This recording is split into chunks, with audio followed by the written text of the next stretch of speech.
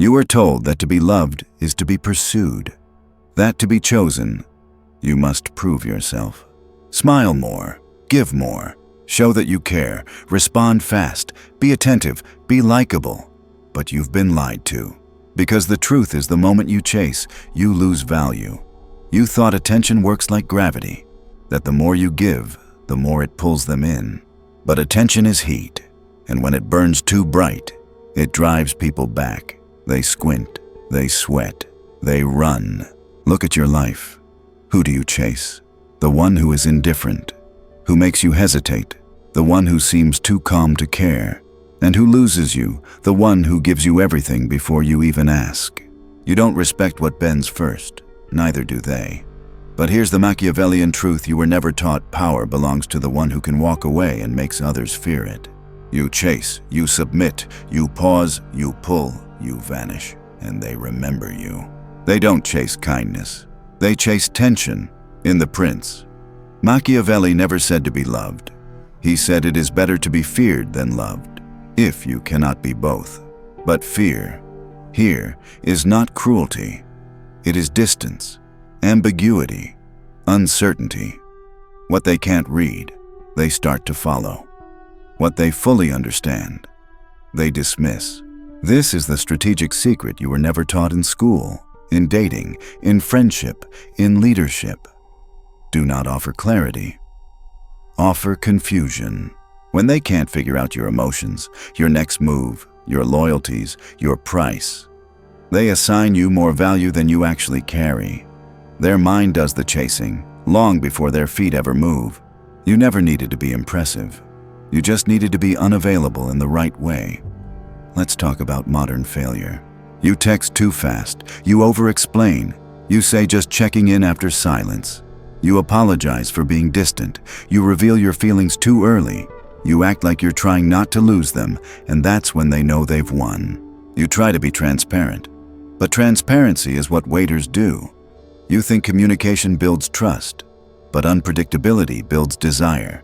You want her to text first. Stop reacting to everything she does. You want your boss to see your worth. Stop trying to show it. You want your friend to respect you again. Cut the jokes. Cut the oversharing. Speak with pause. People are animals. They feel fear, scarcity, status. You give too much. They sense weakness. You give nothing. They invent stories. And those stories are always more flattering than your truth. It's not fair, but it works. Think about the most unforgettable people in your life. Were they the kindest, the most loving, the most giving? Or were they the ones who made you feel unsteady? The ones who left gaps in the conversation? The ones who seemed to know something you didn't? The ones who could leave at any time and never looked back to see if you followed? They didn't even need to say much. Their silence did the work. You remember them because they never needed to be remembered. That's the paradox. Here's your first transformation from chasing to resisting. Not by playing games, but by removing availability. Gradually, subtly, without warning. Stop volunteering emotions. Stop giving full answers. Stop explaining your absence. Stop asking for reassurance. Stop texting good morning. Stop commenting LOL. Stop performing value. Start becoming it in silence. People chase mystery, not honesty. They chase authority, not compromise. They want what they can't predict. And once they understand you, they leave. You were raised on the illusion of merit. That good behavior leads to attention. That obedience leads to affection. That giving more will eventually be reciprocated. But in Machiavelli's world, obedience is not rewarded. It is used. The one who gives the most gets drained first. So here's the formula they won't teach you: scarcity x composure, Lorha's magnetic power. You want others to move first, give them stillness. You want others to chase, give them silence. You want respect, give less than they expect and watch what they invent. This isn't cruelty, it's discipline. This isn't manipulation, it's dominance through restraint. They will label you cold, distant, selfish. But that's how weak people interpret someone who doesn't bleed for approval. Let them misunderstand you. Let them wonder. Let them itch. Because confusion breeds pursuit, and pursuit breeds obsession. You've spent years trying to prove your worth. Now, let them wonder why you don't need to. You no longer chase. You disappear just enough to be unforgettable. You don't ask. You don't remind. You don't reach. You don't beg. You don't wait. You become the one they wait for, not because you demand it, but because you made them feel what they didn't expect. The fear of losing something they never fully had. That's the first step. Now it's time to build the psychological structure that makes people chase you without even knowing they're doing it. When you're ready, you think chasing is active? That someone has to run after you, confess, call, crawl, break down. Wrong. Most chasing happens silently, in the mind, through patterns they can't even name. They change their walk when they know you're watching. They stay longer in the room you're in. They pause before responding to your message. They think about what you're thinking. They feel uneasy but can't look away. That's real pursuit. And here's the truth. If they're still trying to understand you, they're still under your control. Machiavelli said, "Men judge more by the eyes than by the hands," meaning it's not what you do, it's what they perceive. You don't need to manipulate. You only need to create uncertainty, because uncertainty triggers the mind's deepest obsession prediction. If they don't know what you're thinking, they obsess over it. If they don't know where they stand with you, they seek confirmation. If they don't know your next move, they wait for it. And in waiting, they assign you value. This is the art of pulling without pushing, a psychological gravity, one they feel but can't explain. Let's break this down into structure. 3 levels of psychological pull. 1. Mystery. You don't speak unless necessary. You don't show every emotion on your face. You let silences hang. You don't rush to fill space. You dress in subtle ways that leave room for interpretation. You post rarely, but with precise intent. You answer questions with half-truths and measured pauses. This isn't to hide. It's to invite projection, because when you give them an outline, they'll color it in with their own fantasy, and fantasies are harder to forget than facts. 2. Scarcity. You don't always reply. You cancel plans. You change routines. You vanish just enough to be noticed. You speak less, but when you do, it cuts deeper. You show affection, but only after long absences. You reward patience, not effort. Your presence becomes a prize. You're not rude, you're rare. And in a world full of overexposure, rarity is power. 3. Composure. You never react emotionally. You don't correct rumors. You don't justify your silence. You don't explain your boundaries. You're accused of being cold, and you don't deny it. Because the moment you seek to explain yourself, you lower your value. You don't rise to insults. You don't defend yourself to the insecure. You don't debate with chaos. This calmness confuses them, because most people are addicted to drama. They expect noise, and when they don't get it, they return to stir you again. But you remain still. And that stillness becomes the reason they can't forget you. This isn't personality. It's positioning. Even the weakest man can make others chase if he knows how to make them uncertain. Even the least attractive man becomes magnetic if he removes need. It's not about being the best. It's about being the one they can't figure out. People don't chase perfection. They chase the feeling of being slightly off balance around someone who seems perfectly grounded. You think they want clarity, they don't. Clarity makes them feel safe but bored. They want the slow reveal, the emotional unpredictability, the moments where they think you care, followed by moments you vanish. That's not cruelty, it's contrast. And contrast hooks the brain. They'll chase, not because you are nice, but because they felt the withdrawal of something that might have been real. A man who is always available is a man who has no other options. A man who is unreadable, unpredictable, restrained is the one they talk about later. They'll say things like, "I couldn't tell if he liked me. He didn't seem impressed by me. He was different. He didn't try. He was calm. I felt exposed." And that exposure becomes the seed of pursuit, because they felt vulnerable while you remained composed. That imbalance is remembered. If you want others to chase, stop giving them your full script. Instead, give them your outline, a whisper of motive, a hint of vulnerability, one small reveal, followed by silence. Let their mind do the chasing. And when they start leaning in, wondering if they've lost, you don't confirm it. Let the doubt grow, let it ache, let them try harder, because when they chase you in their thoughts, their behavior will follow. This is the game you never knew you were playing, the one where silence has more impact than words, where absence carries more weight than presence, where ambiguity is a form of control. So stop trying to make people like you. Make them feel something they don't understand. Make them question their own reaction. Make them notice your calm when others seek chaos. Make them chase what they can't decode. Because what they can't decode, they'll never feel finished with. And what feels unfinished becomes obsession. When you're ready to weaponize this further, you still believe connection is built through closeness, that the more someone knows about you, the more they'll care, that showing your vulnerability makes you real, and being real makes you attractive. That's not strategy, that's exposure.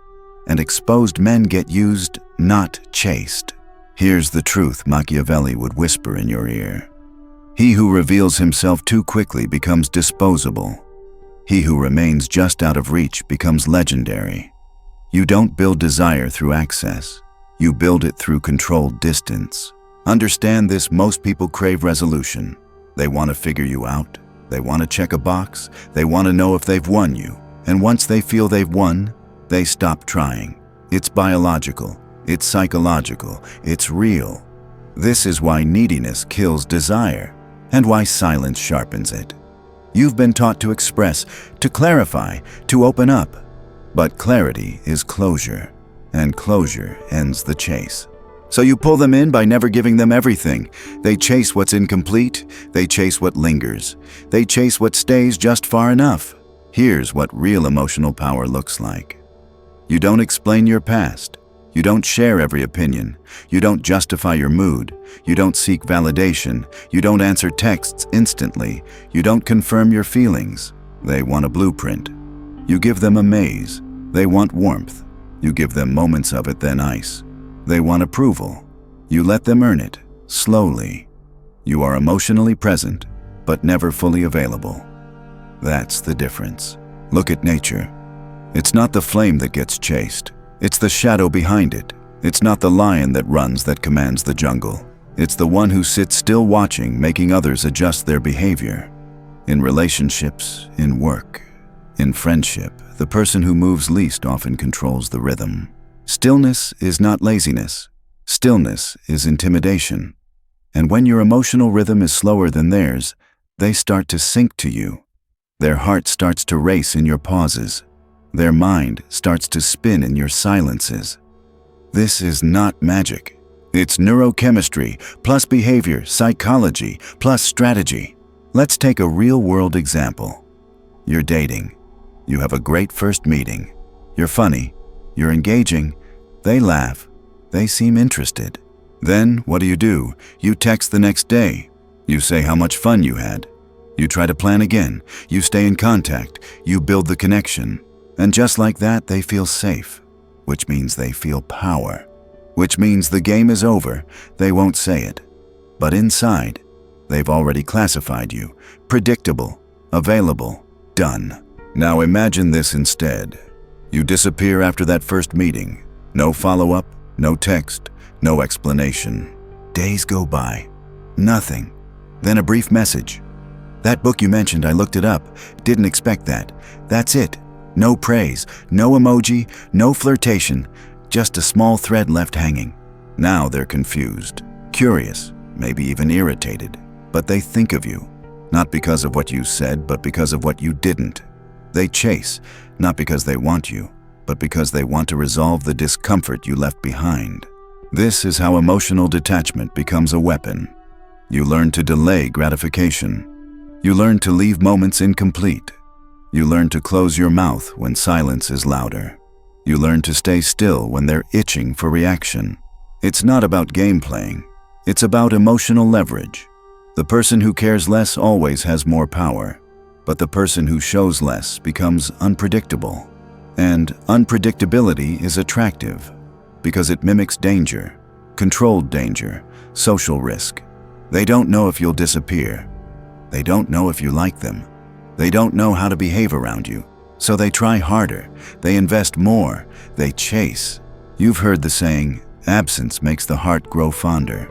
But that's not always true. Absence only works if your presence was unforgettable. So when you are present, make it cold, calm, composed, and slightly unfinished. Give just enough, then leave. Be like a cliffhanger they never got closure from, a book they never finished, a puzzle missing one piece. That piece is your control. To summarize, closeness kills mystery. Silence sharpens desire. Distance creates emotional gravity. Ambiguity forces mental investment. They don't chase kindness. They chase control disguised as calm. They chase uncertainty disguised as charm. Stop explaining yourself. Stop asking questions. Stop confirming their role in your life. They'll work to find it if they feel they're losing it. You want to be chased? Then start subtracting. Subtract reaction, subtract emotion, subtract confirmation, subtract availability. What's left will scare the weak and attract the strong.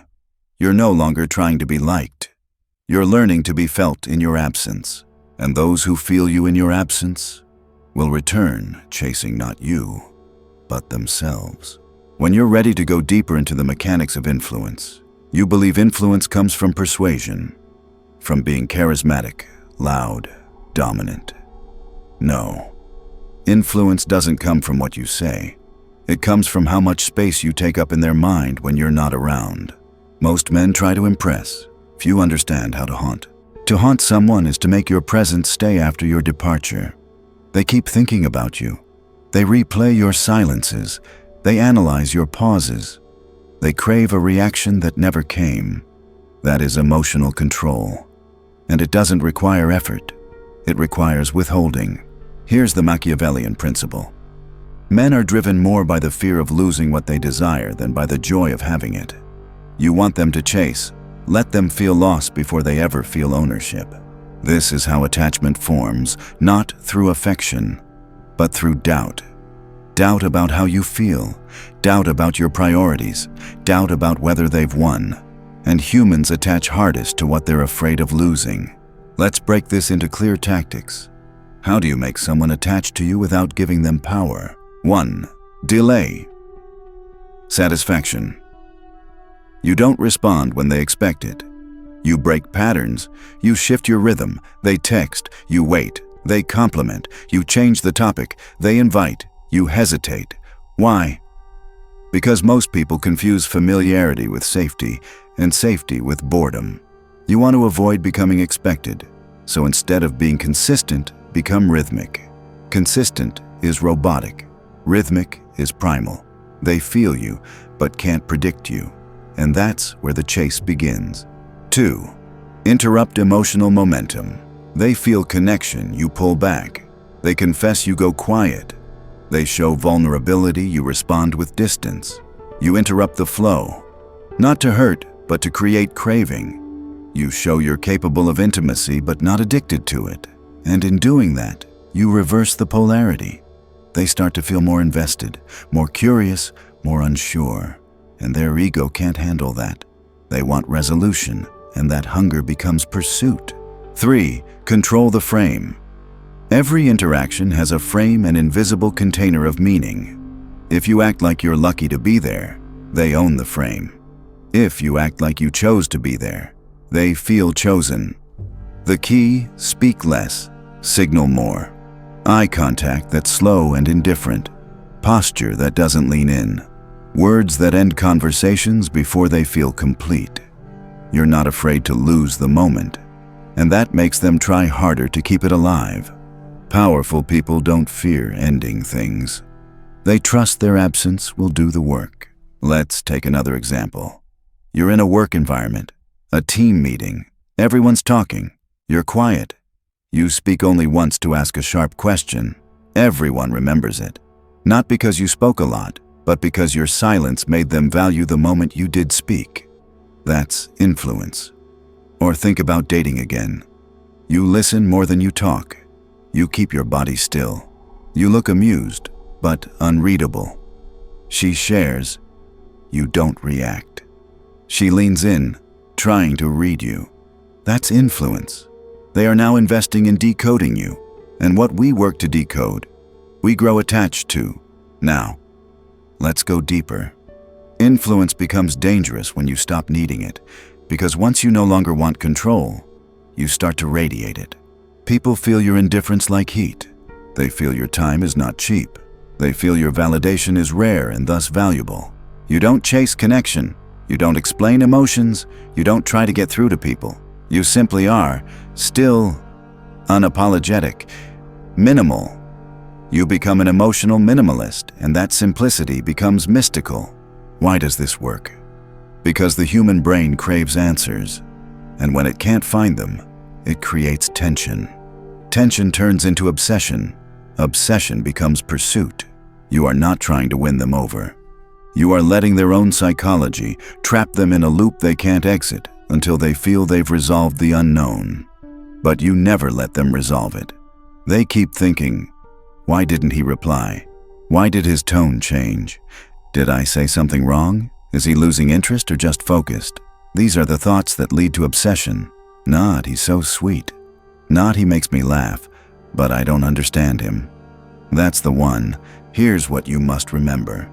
The world is full of men trying to be wanted, trying to be funny, trying to be smart, trying to be seen. You don't join that crowd. You stand still. You let others talk. You let others try. You let others seek your attention. And when you finally give it, it feels like currency. They chase it not because it's abundant, but because you taught them to expect nothing. This is not game playing. This is dominance without noise. Machiavelli warned of becoming predictable. Predictability breeds contempt. Contempt breeds rebellion. You're not here to be figured out. You're here to be felt and not fully understood. When they chase you, they chase their own illusion of control. And you remain silent. Because influence is not loud. It's the absence that echoes. Ready for the final layer where this becomes an unbreakable identity. You've learned the tactics. You've seen the chase from behind the curtain. You understand that silence pulls harder than speech. Distance seduces more than attention, and ambiguity creates emotional bondage. Now we shift from behavior to identity, because influence isn't just something you do, it's what you become. The moment you stop needing reactions, you start causing them. The moment you no longer seek attention, you draw it. But here's what no one tells you. The most chaste man isn't exciting. He's calm, detached, focused on something higher. That focus, that stillness, that unreachability is what creates mystique. Machiavelli knew this. He warned against giving others full access to your thoughts, your heart, your time, because once they understand you, they use you. But when they never fully know what you want, when they can't predict how you'll respond, when your presence feels earned, not given, they elevate you, not because you're better, but because their mind has no closure. And what the mind can't close, it returns to again and again. That's obsession. That's power. This is the final transformation. You no longer act detached. You become a man who needs nothing from them. And that scares them, because people are used to being needed, to being able to manipulate with smiles, gestures, offers, body language, silence. But not with you. You remain still, untouched, unmoved. They try to lure you with praise and you nod. They try to provoke you and you blink. They try to flirt and you observe. No reward, no overreaction, no hunger in your eyes. Just stillness. They start to project onto you. They say you must be seeing someone. You're hard to read, you're intimidating, you're too calm, like nothing affects you. And inside, they're spiraling. Because they've met a man they can't move, a man who doesn't perform, a man who has seen behind the curtain and walked away. You are no longer trying to attract. You are provoking internal war in them through simplicity. They chase you, not because of what you give, but because of what you withhold. Here's how to maintain this identity. 1. Live above the game. You're not trying to win attention. You're building something bigger, a business, a body, a skill, a discipline, a kingdom. When your mind is full, your availability is scarce. And scarcity is always desirable. They can feel your priorities even in your silence. 2. Burn the need to be liked.